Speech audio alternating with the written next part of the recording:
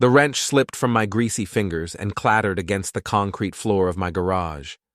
It was past midnight, and I was elbow deep in the guts of my F-150, trying to coax another year out of the transmission. The truck had seen better days, just like everything else in my life. "Danny, you still out there?" Tara's voice drifted from the kitchen window, sweet as honey with that fake concern she'd perfected over our 12 years of marriage. "Yeah, just finishing up," I called back, wiping my hands on an old rag. The September air carried the smell of dying leaves and disappointment, two things I'd grown intimately familiar with in our little New England town of Millbrook. I was about to head inside when I heard her voice again, but this time it was different. Lower, more intimate. She was on the phone. "I can't wait to see you tomorrow," she was saying, and I froze. The girls are going to love this spa weekend. Well, most of it anyway. She laughed, that throaty sound she used to make for me. "I'm not even packing underwear, just in case we get adventurous." Tara had been planning this girl's trip to the mountains for weeks, talking about how she needed to reconnect with herself and spend time with the ladies. I'd even encouraged her to go, thinking it might help our struggling marriage. I crept closer to the window, my work boots silent on the damp grass. Through the gap in the curtains, I could see her pacing the kitchen, phone pressed to her ear, wearing that silk nightgown I'd bought her for our anniversary. The one she claimed was too fancy for every day. "Shane, you're terrible," she giggled. Shane, I knew that name. Shane Brennan, the smooth-talking used car dealer who'd sold us Tara's Honda last year. The guy who'd spent way too much time explaining the special features while his eyes wandered over my wife like she was premium merchandise. "I'll text you the cabin address once I'm there. Make sure you give me at least an hour before you show up. Can't have the girls getting suspicious." She paused, listening. "What?" "No, Danny doesn't suspect anything. He's too busy playing mechanic in that pathetic garage of his." The words hit me like a sledgehammer to the chest. 12 years of marriage, and this was what I got. My wife planning a weekend affair while I worked my ass off trying to keep our lives together. I backed away from the window, my mind racing. Part of me wanted to storm inside and confront her right then, but something held me back. Maybe it was the boxer in me, the part that Coach Mike had trained to wait for the right opening before throwing the knockout punch. Instead, I slipped back into the garage and sat on my workbench, staring at my hands. They were rough, scarred from years of construction work and weekend fights at Murphy's gym. Honest hands, faithful hands. The kitchen light went out, and I heard Tara's footsteps on the stairs. She'd be asleep in 20 minutes, dreaming about her weekend plans while I sat here trying to figure out how my life had gone so wrong. I'd met Tara at a real estate conference where I was doing some contractor work. She was beautiful, ambitious, and way out of my league. I was Danny Morrison, ex-boxer turned small-time contractor, living paycheck to paycheck in a town where the biggest excitement was Friday night fights at the local bar. But somehow, she'd chosen me. Or so I thought. Now, sitting in my garage at 1 a.m, I realized the truth. Tara hadn't chosen me. She'd settled for me.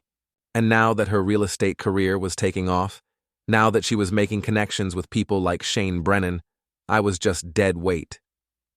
The next morning, I watched her pack for her girls' trip with new eyes.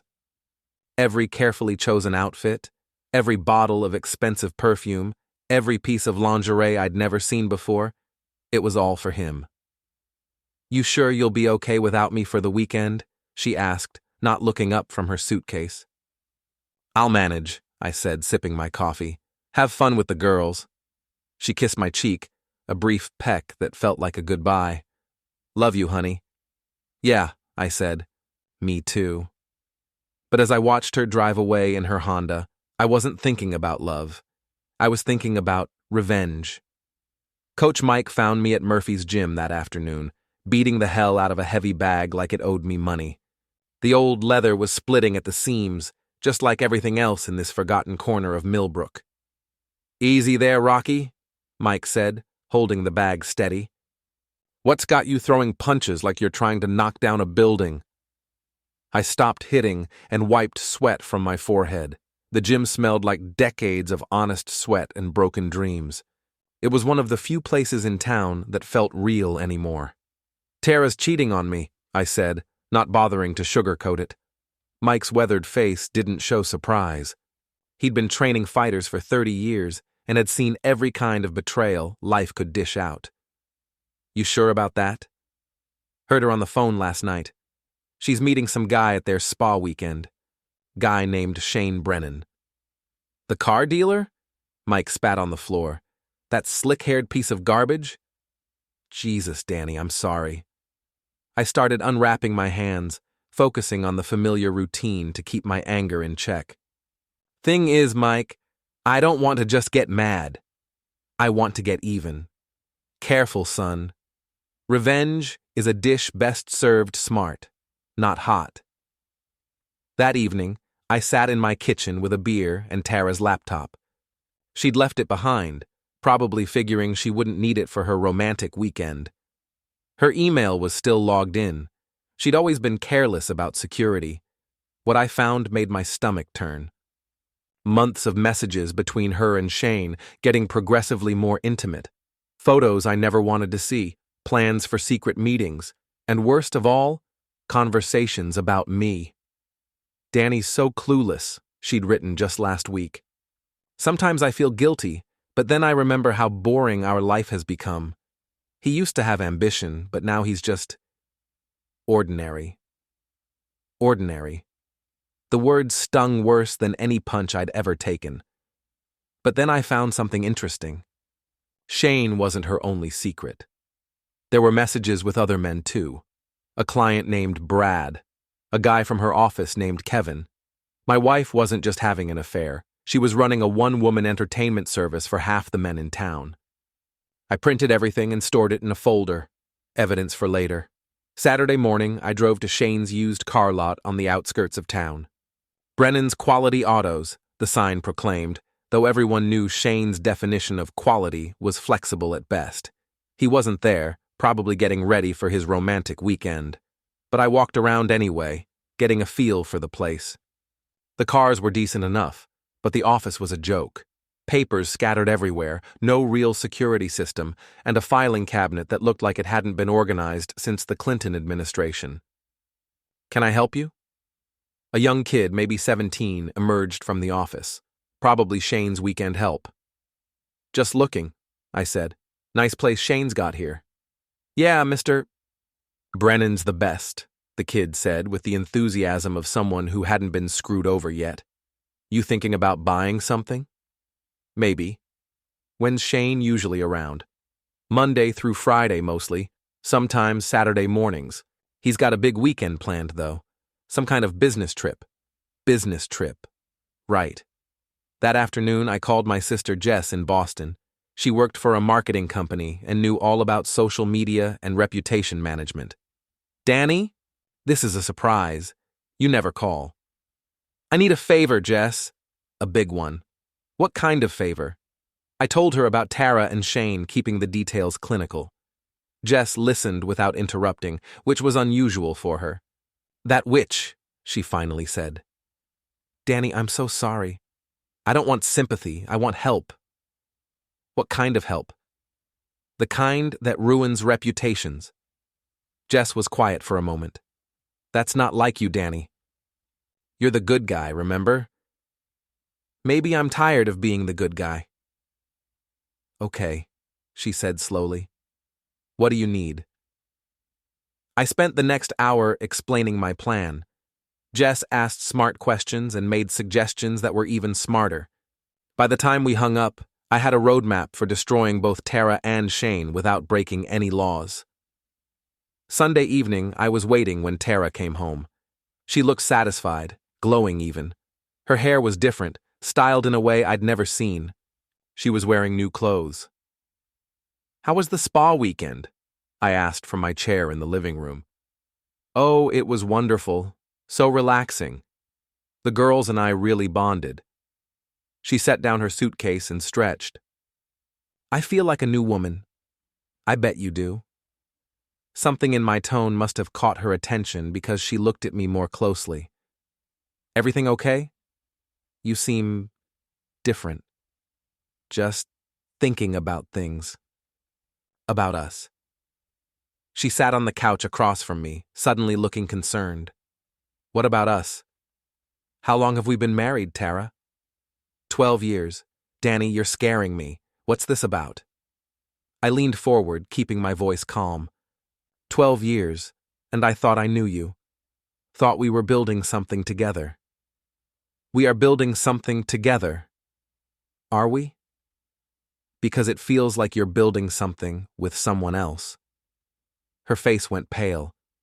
I don't know what you mean. I pulled out my phone and played the recording I'd made Friday night. Her voice filled the room. I'm not even packing underwear, just in case we get adventurous. Tara's mouth fell open. Danny, I can explain. Can you? Because I'd love to hear how you explain planning to cheat on your husband while he's working his ass off to keep our lives together. She stood up, her hands shaking. You were spying on me? I was fixing my truck. You were planning to screw Shane Brennan. It's not what you think, it's exactly what I think. And it's about to become exactly what everyone else thinks too. The color drained completely from her face. What do you mean? I stood up and walked toward the stairs. You'll find out tomorrow. Sleep well, honey. Dream about Shane. Monday morning, I watched from my kitchen window as Tara left for work. She'd barely slept, spending most of the night pacing and trying to talk to me through the locked bedroom door. I'd moved into the guest room and ignored her completely. At 9 a.m. sharp, I made my first call. Brennan's Quality Autos, this is Shane. Shane, this is Danny Morrison, Tara's husband. The silence on the other end was deafening. I think we need to talk, I continued, face to face. Look, Danny, I don't know what Tara told you. She didn't tell me anything. I figured it out myself. Murphy's Gym, 1 hour. Come alone. I hung up before he could respond. Murphy's Gym at 10 a.m. was nearly empty except for a few retirees using the exercise bikes. Coach Mike was in his office, but he'd agreed to give me space for my conversation with Shane. Shane showed up 20 minutes late, probably hoping I'd given up and left. He was exactly what I expected, 6 feet of fake tan and hair gel, wearing a polo shirt that showed off his gym-built muscles. The kind of guy who thought looking good was the same as being good. Danny, right? He extended his hand like we were meeting at a church social. I ignored the handshake. Let's keep this simple, Shane. I know about you and my wife. I know about the weekend. I know about everything. His face shifted, the fake friendliness dropping away. Okay, so, you know. What do you want? I want you to stay away from her. Shane laughed, actually laughed. Or what? You'll beat me up? Come on, Danny. We're adults here. You're right. We are adults, which is why I'm giving you a chance to walk away before this gets ugly. Gets ugly how? I pulled out my phone and showed him one of the photos Tara had sent him. His face went white. Where did you get that? Your girlfriend left her email logged in. Careless of her, don't you think? Shane's confidence cracked. What do you want? I want you to disappear. Stop seeing her, stop calling her, stop existing in her world. Do that, and these photos stay private. And if I don't? I smiled, and it wasn't a nice smile. Then everyone in town gets to see what Shane Brennan's really selling at his used car lot. Shane tried to look tough, puffing out his chest like a rooster. You can't blackmail me. I'm not blackmailing you. I'm offering you a choice. Make the smart one. He left without another word, but I could see in his eyes that he wasn't done. Guys like Shane didn't back down easy. Their egos wouldn't let them, which was exactly what I was counting on. That afternoon, I paid a visit to Tara's office. Millbrook Realty occupied a converted Victorian house on Main Street, all gleaming hardwood floors and motivational posters about making dreams come true. The receptionist, a young woman named Beth, looked up when I walked in. Oh, hi, Mr. Morrison, are you here to see Tara? Actually, I was hoping to talk to Jim. Jim Patterson was Tara's boss, a decent guy who'd built the agency from nothing over the past 20 years. He's in his office. I'll let him know you're here. Jim came out a minute later, looking puzzled. Danny, good to see you. What brings you by? Could we talk privately? It's about Tara. His expression grew concerned. Of course. Come on back. Jim's office was cluttered but organized, the workspace of someone who actually worked instead of just looking busy. He closed the door and gestured to a chair. What's going on? Is Tara okay?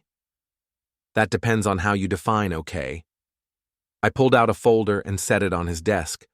Jim, I need to show you something, and I need you to know that this is as hard for me as it's going to be for you. I opened the folder and showed him the printed emails. Not the personal stuff between Tara and Shane, but the business-related messages where she'd shared confidential client information with her lover. Jim's face grew darker as he read. Jesus Christ, Danny. Please tell me this isn't what it looks like. It's exactly what it looks like. She's been sharing client financial information, property details, bid amounts, everything. With Shane Brennan? Why would she? He stopped, understanding dawning on his face. Oh, hell, they're having an affair. Among other things. Jim sat back in his chair, looking like he'd aged 10 years in 10 minutes. Danny, I'm sorry. I had no idea.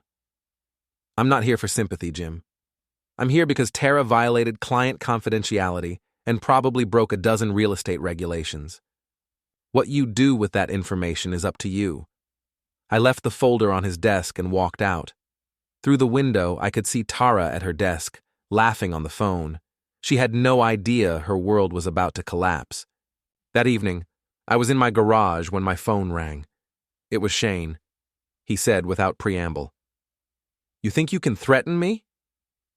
I didn't threaten you, Shane. I offered you a choice. What did you decide?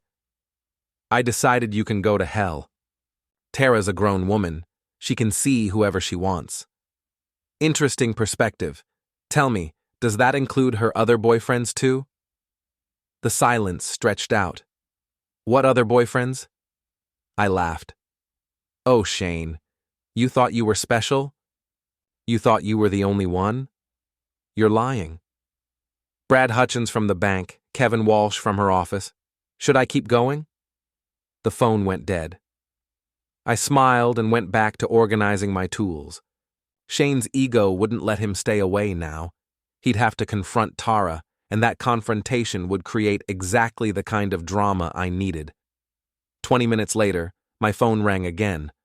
This time it was Tara. Danny, what did you do? Her voice was shaking with rage. I had a conversation with your boss. And another one with your boyfriend. Jim called me into his office. He's talking about suspension, about an investigation. Maybe you should have thought about that before you started sharing client information with your lovers.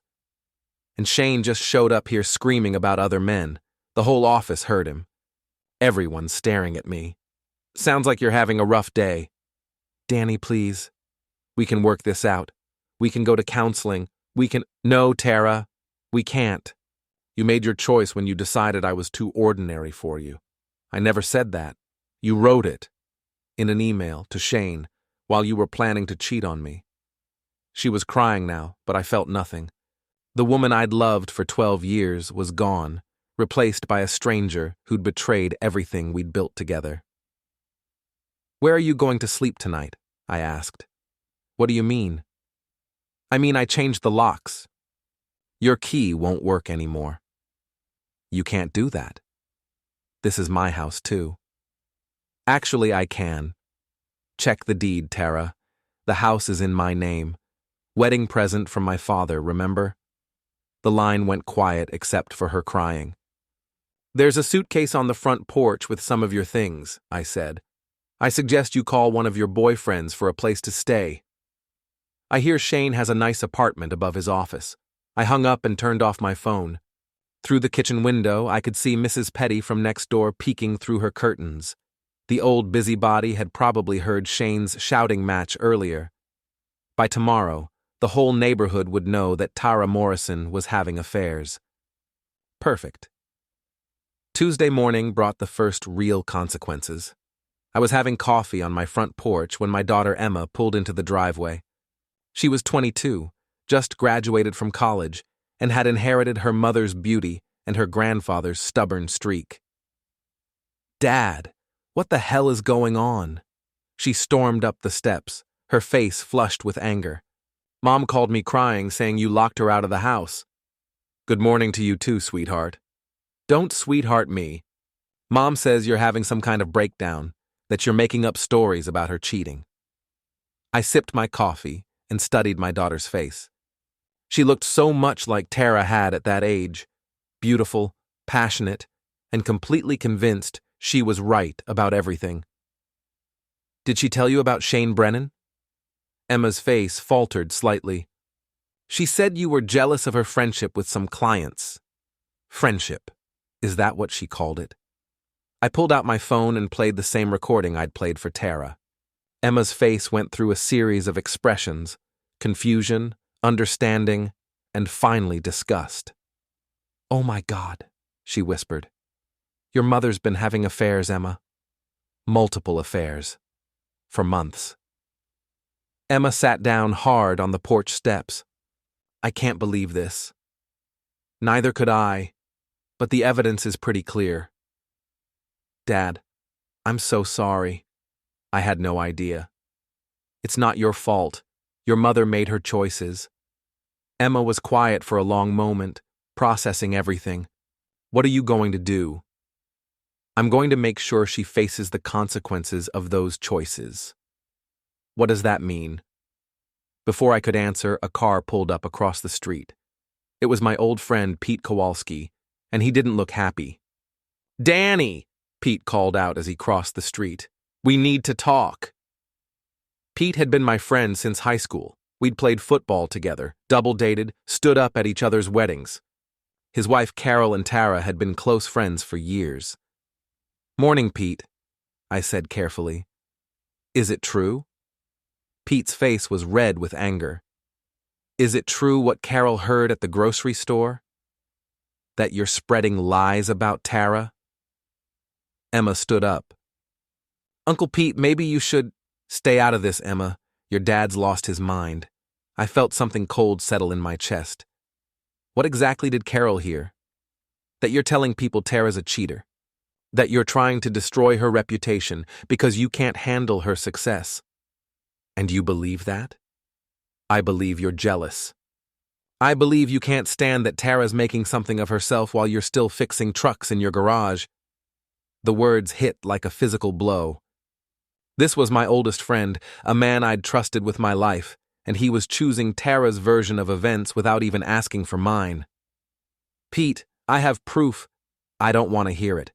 Carol and I have known Tara for 20 years. She's a good woman, and she doesn't deserve what you're doing to her." "What I'm doing to her?" "The whole town's talking about it, Danny. About how you've snapped, how you're harassing her and her friends. It needs to stop." I stood up slowly, feeling the boxer in me wanting to come out. "Or what? Or we're going to have a problem." Emma stepped between us. "Stop it. Both of you. This isn't helping anyone."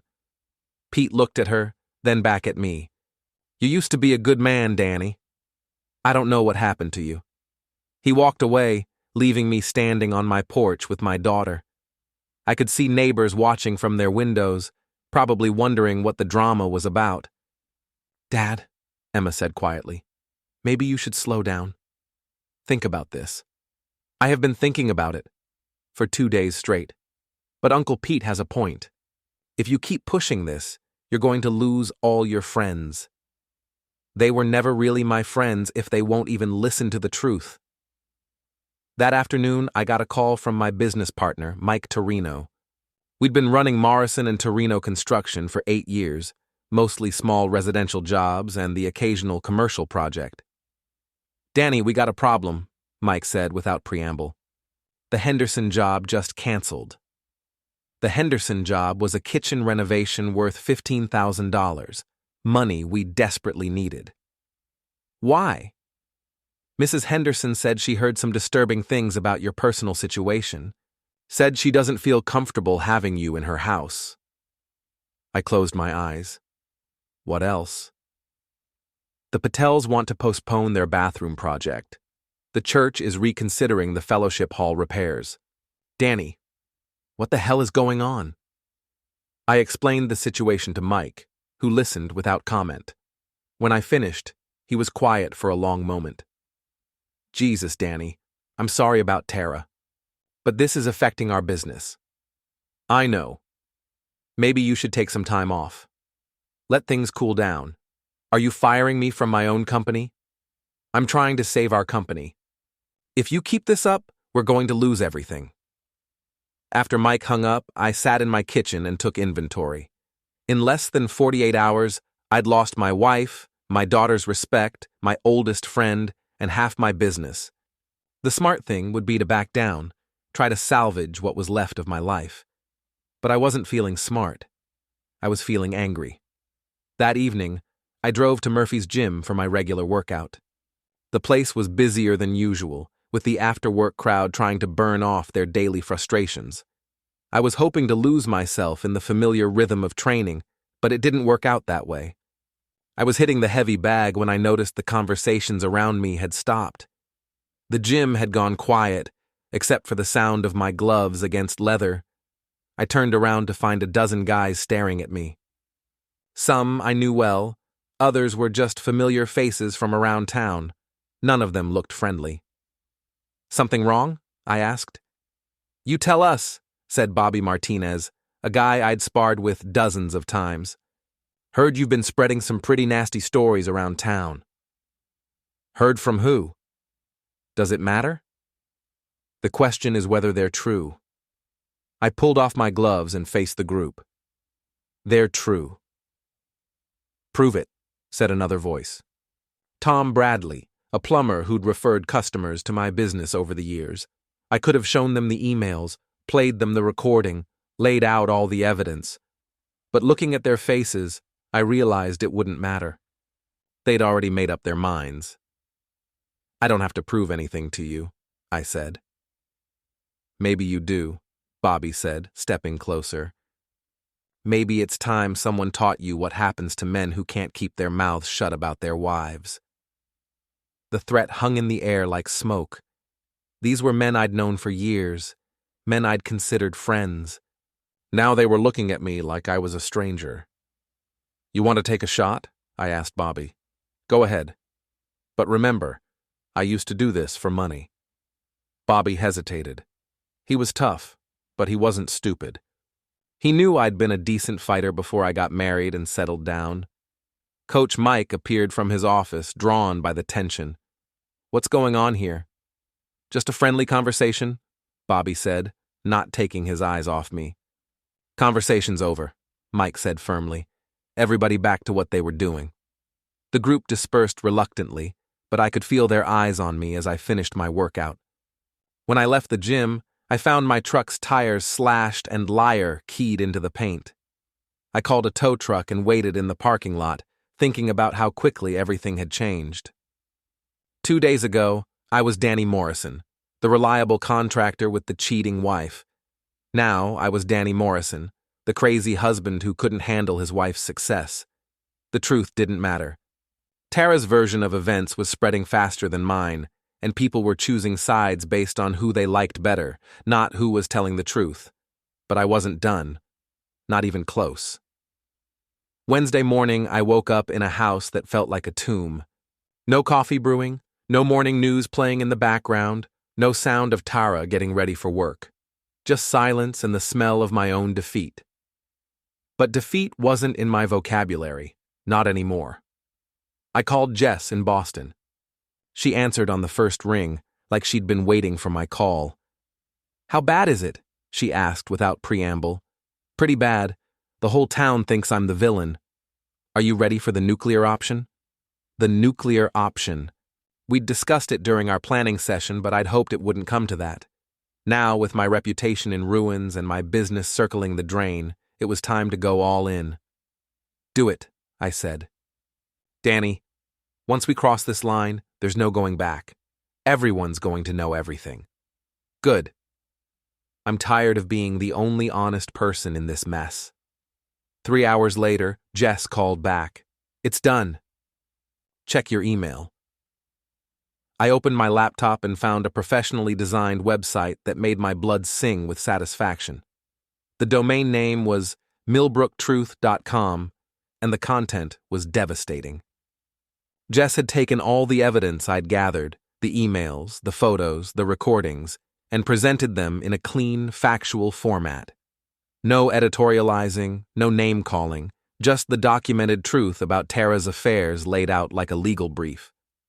But the real genius was in the details.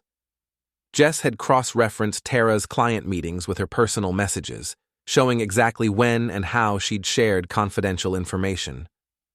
She'd mapped out the timeline of the affairs, proving they'd been going on for months, and she'd included screenshots of Tara's social media posts about our happy marriage right alongside messages to her lovers. The website also included a section about Shane's business practices, complete with Better Business Bureau complaints and customer reviews that painted him as exactly what he was, a sleazy operator who cut corners and overcharged customers. "This is beautiful," I told Jess when she called back. "Wait, there's more. I've also created social media accounts and started sharing the link. By tonight, everyone in Millbrook with an internet connection will know the truth." "What about the legal issues?" "Everything on the site is documented fact. No opinions, no speculation, just evidence. She can't sue you for telling the truth." That afternoon, I drove to Shane's used car lot. I wanted to see his face when his world started crumbling. He was in his office when I arrived, but he came out as soon as he saw me. His usual swagger was gone, replaced by barely controlled rage. He said, loud enough for his customers to hear, "What did you do?" "I told the truth." "Novel concept, I know. You put up a website with private photos." "I put up a website with evidence of your affair with my wife. The photos were just supporting documentation." Shane's face was purple with rage. "I'll sue you for everything you've got." "With what money?" "I hear your business is having some problems." It was true. According to Jess's research, Shane was behind on his lot payments, had several outstanding judgments against him, and was being investigated by the state for odometer fraud. "You don't know what you're messing with," Shane said. "Actually, I do. I'm messing with a small-time crook who thought he could steal my wife without consequences." Shane took a step toward me, his fists clenched. "You want to settle this right here?" "Absolutely." For a moment, I thought he was going to swing, but then he noticed the small crowd that had gathered. Customers, his employee, people from neighboring businesses. A public fight would just give me more ammunition. "This isn't over," he said. "Yes, it is. You just don't know it yet." I left him standing in his lot and drove to Millbrook Realty. The parking lot was nearly empty, which was unusual for a Wednesday afternoon. Through the window, I could see Tara at her desk, staring at her computer screen. I walked in like I owned the place. Beth, the receptionist, looked up nervously. "Hi, Mr. Morrison. I don't think—" "It's okay, Beth. I'm just here to talk to my wife." Tara looked up as I approached her desk. Her eyes were red from crying and her usually perfect hair was disheveled. "Danny, please," she said quietly. "Can we talk privately?" "Why? Afraid your coworkers will hear something embarrassing?" "Everyone's seen the website. Jim put me on administrative leave pending an investigation." "Good. Maybe now you'll understand what consequences feel like." Tara stood up and walked to the conference room, gesturing for me to follow. I did, curious to hear what she had to say. "Danny, I know you're hurt," she began once we were alone. "I know I made mistakes." "Mistakes?" "You had affairs with multiple men. You shared confidential client information. You lied to me for months. Those aren't mistakes, Tara. Those are choices. I can explain." No, you can't. There's no explanation that makes this okay. She sat down heavily, looking older than her 38 years. What do you want from me? I want you to face the truth. I want everyone to know who you really are. The website, the photos. Danny, you've destroyed my career, my reputation, everything I worked for. You destroyed it yourself. I just documented it. Tara looked up at me with something like hatred in her eyes. You used to love me. I used to love the woman I thought you were. That woman never existed. I left her sitting in the conference room and walked out of the building. As I reached my rental car, the tow truck had taken my slashed-tire pickup to the shop. My phone started ringing. It was Pete Kowalski. Danny, you need to take down that website. Hello to you too, Pete. I'm serious. This has gone too far. Have you looked at the website? Carol showed it to me. Jesus, Danny, some of those photos are evidence of my wife's adultery. Funny how your tune changes when you see proof. Pete was quiet for a moment. Okay, maybe Tara made some mistakes. But this public humiliation, it's not right. Neither was sleeping with half the town while married to me. You're destroying her life. She destroyed mine first. Danny, please. Think about Emma. Think about your family. I did think about my family. For 12 years, while my wife was thinking about everyone else. I hung up and turned off my phone. I was done listening to people who wanted me to be the bigger person, to turn the other cheek, to quietly accept being betrayed and humiliated. That evening, I sat on my front porch with a beer and watched the neighborhood react to the day's revelations. Mrs. Petty had been glued to her computer all afternoon, probably sharing the website with everyone in her contact list. The Hendersons drove by twice, slowing down to stare at my house like it was a crime scene. Around 8 o'clock, a car pulled up in front of my house. It was Emma, and she looked furious. Dad, what have you done? She demanded as she stormed up the walkway. I told the truth. You humiliated Mom in front of the entire town. Those photos were taken by your mother and sent to her lovers. I just made sure everyone could see what kind of person she really is. Emma sat down on the porch steps, her head in her hands. This is insane. You've lost your mind. Have I? Or have I finally found it? People are calling you crazy. They're saying you should be committed. Let them talk. They'll change their tune when they realize I'm the only one who's been telling the truth. Emma looked up at me with tears in her eyes. Dad, I can't be around this. I can't watch you destroy everything. Then don't watch. She stood up and walked back to her car without another word. As she drove away, I realized I'd just lost the last person who still cared about me. But I wasn't finished. Not yet. Tomorrow I was going to end this once and for all. Thursday morning dawned gray and cold, matching my mood perfectly.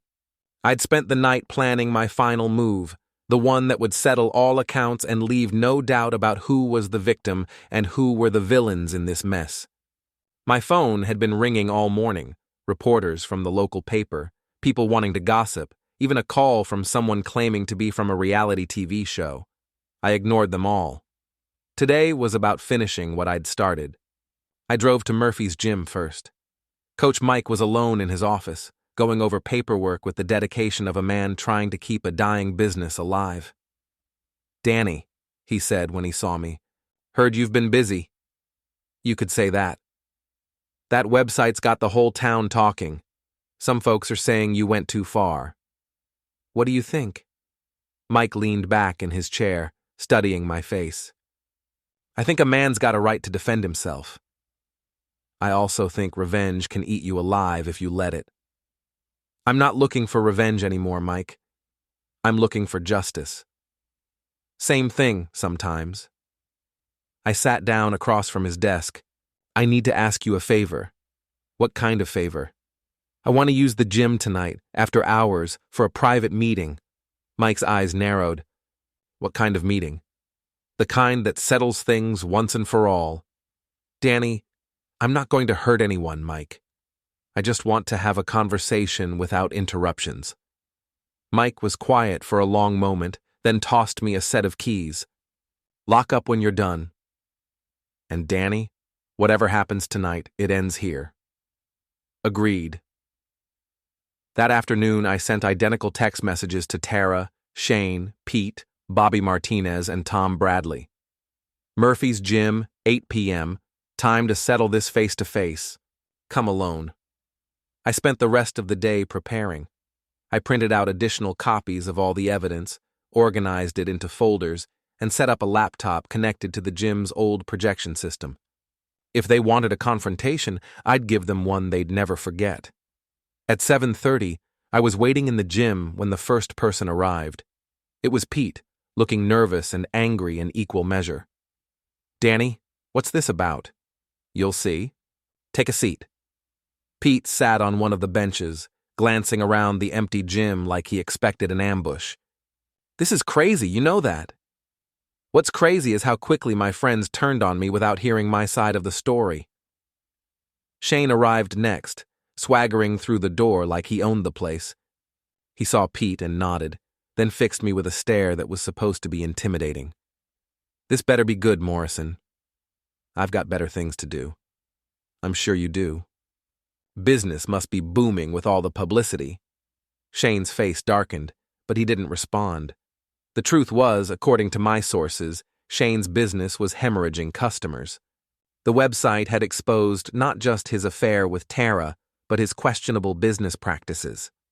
Several customers had come forward with stories of odometer fraud and hidden fees. Tara arrived at exactly 8 o'clock, flanked by Bobby Martinez and Tom Bradley.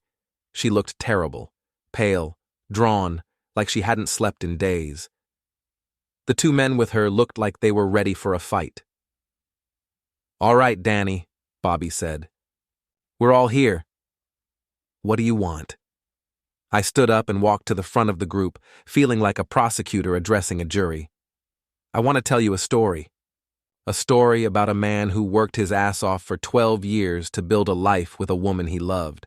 A man who trusted his friends, supported his community, and tried to do right by everyone. Cut the crap, Tom said.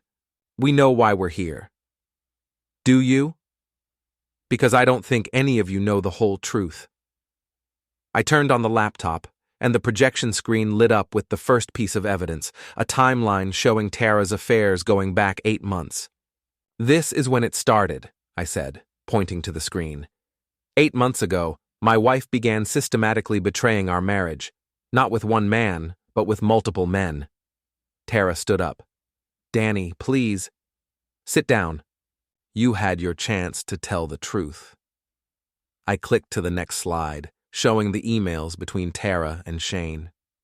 Here's where she started sharing confidential client information with her lover. Information that Shane used to poach customers and undercut competitors. Shane jumped up. That's bullshit. Is it? I clicked again, showing a message where Tara had given Shane details about a client's financing issues, which Shane had then used to steal the customer from a competing dealer. The room was dead silent now. Even Bobby and Tom were staring at the screen with growing understanding. But the best part, I continued, is how she talked about me. Her husband. The man who supported her career, encouraged her ambitions, and never once gave her reason to doubt his faithfulness. I played the recording of her phone call, the one where she'd called me ordinary and clueless. The sound of her voice filled the gym, and I watched her face crumble with shame. So here's what I want to know, I said, turning to face Pete, Bobby, and Tom. After hearing all this, after seeing the evidence, do you still think I'm the villain in this story? Pete was staring at the floor, unable to meet my eyes. Jesus, Danny, I had no idea. No, you didn't, because you didn't bother to ask. You just assumed I was lying. Bobby cleared his throat. Look, man, we're sorry. We should have listened. Should have? You slashed my tires. You threatened me. You cost me my business relationships. All because you chose to believe her version of events without seeing any proof. Tom stood up, his face flushed with embarrassment. What do you want from us? I want you to understand what you did. I want you to realize that you destroyed an innocent man's reputation because you couldn't be bothered to learn the facts. I turned to Shane, who was sitting with his head in his hands. And you. You thought you could steal my wife and destroy my marriage without consequences. How's that working out for you? Shane looked up, his face twisted with rage and humiliation. You've ruined my business, my reputation, everything. Good. Maybe next time you'll think twice before sleeping with married women. Finally, I turned to Tara. She was crying silently, mascara running down her cheeks. 12 years, I said quietly. 12 years I loved you, supported you, believed in you. And you threw it all away for what? A few cheap thrills with men who didn't give a damn about you? Danny, I'm sorry, she whispered. I'm so sorry. Sorry doesn't fix this. Sorry doesn't give me back the life you destroyed. I walked over to the gym's sound system and plugged in my phone. The recording of her weekend phone call began playing again, her voice echoing through the gym. I'm not even packing underwear. Just in case we get adventurous. This is who you really are, I said over the sound of her recorded voice. This is the woman you chose to become. Tara stood up and ran for the door, sobbing. Shane followed her, but not before giving me a look of pure hatred. This isn't over, he said. Yes, it is. Pete, Bobby, and Tom sat in uncomfortable silence as the recording finished. Danny, Pete finally said, I don't know what to say. There's nothing to say. The damage is done. Is there any way we can make this right? I looked at these three men who had been my friends, who had turned on me without hesitation, who had chosen sides based on gossip and assumptions. You can tell everyone the truth, I said. You can admit you were wrong. You can try to undo some of the damage you caused. We will, Bobby said. I promise. Will you? Or will you just go back to your lives and pretend this never happened? They didn't answer, which was answer enough. After they left, I sat alone in the empty gym, surrounded by the equipment I'd used to stay in shape, to work off frustration, to maintain some connection to the man I used to be. Tomorrow, I'd have to figure out what came next, how to rebuild a life from the ashes of everything I'd lost. But tonight, I felt something I hadn't felt in months. Peace. The truth was finally out there, documented and undeniable. Everyone who mattered now knew exactly what had happened and who was responsible. I'd lost my wife, my friends, my business relationships, and my daughter's respect, but I'd kept the one thing that mattered most, my integrity. As I locked up the gym and walked to my car, I realized that sometimes winning means losing everything except your self-respect. Sometimes justice comes at a price so high that victory feels like defeat. But it was still victory. The next morning, I woke up to find 3 voicemails on my phone.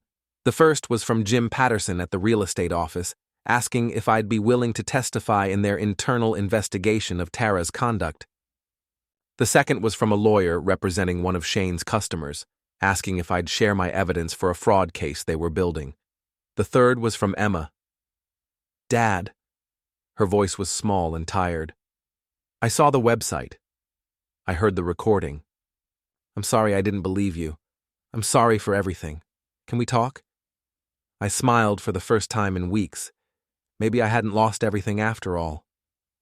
2 weeks later, I was sitting on my front porch when a moving truck pulled up to Shane's car lot. He was being evicted, his business finally collapsing under the weight of lost customers and legal troubles. Tara had been fired from the real estate office and was moving back in with her mother in Springfield. Mrs. Petty waved at me from her yard, no longer looking at me like I was the neighborhood crazy person. Word had spread about what really happened, and public opinion had shifted dramatically. I was no longer the bitter husband who couldn't handle his wife's success. I was the wronged man who had fought back against injustice. My phone rang. It was Mike Torino, my business partner. Danny, I've got good news. The Hendersons called. They want to reschedule their kitchen renovation. Apparently, They heard the whole story and feel terrible about canceling. What about the other jobs? They're coming back too. Turns out people respect a man who stands up for himself. That afternoon, Emma came by with coffee and apologies. We sat on the porch and talked for hours, rebuilding the relationship that Tara's lies had nearly destroyed. "Dad, I'm proud of you," she said as she was leaving. "It took courage to do what you did." "It took desperation," I corrected. "Courage would have been walking away." "No," she said firmly. "Courage was fighting for the truth when everyone else wanted you to accept the lies." As I watched her drive away, I realized she was right. I'd spent months thinking I was seeking revenge, but what I'd really been seeking was justice. The right to have my story told, my truth acknowledged, my pain validated. I'd lost a marriage that was built on deception, friends who were fair weather at best, and business relationships that were never really solid to begin with. In return, I'd gained something more valuable, the knowledge that I could fight for myself when everyone else had given up on me. The sun was setting over Millbrook, painting the sky in shades of orange and red. Tomorrow would bring new challenges, new opportunities, new chances to build something real from the ruins of what I'd lost. But tonight, for the first time in months, I was exactly where I belonged, on my own front porch, in my own house, living my own truth.